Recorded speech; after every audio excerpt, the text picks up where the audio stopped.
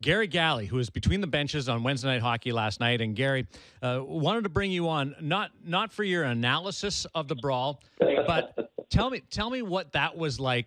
You've been in these situations as a player. He needed a helmet there last night. What was that like? Because your instinct is with Hamonic on the ice, I'm sure, or on the ground getting punched out by Mantha, is to help out somebody. But I mean, what's going through your head and your body right there?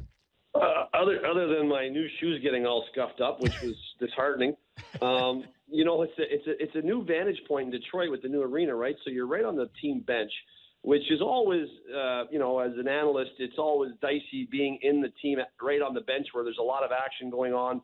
And I'm standing right beside, Mrazek. I'm right there. So the gentleman before the game had told me the door swings open real hard. You got to be careful, but I was not expecting what happened, happening at that juncture of the game and even period, because you just don't see that happening very often where another player is in the other team's bench area and in a really helpless situation. I felt bad for Hamonic.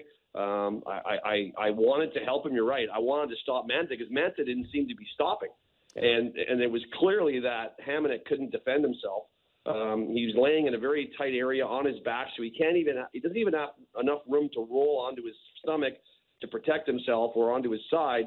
He had a few minor cuts. He was bleeding from a couple areas, and none of the Flames could get over through the pile of wings to get in and help him. So, which would have probably got a lot uglier if that was the case. Eventually, it all stopped, and I know that Hamonic wasn't really happy with what he thought was somebody opened the door, and that wasn't the case. And I tried to relay that to their trainer after the game, that the door was open already because the player was being escorted off the ice.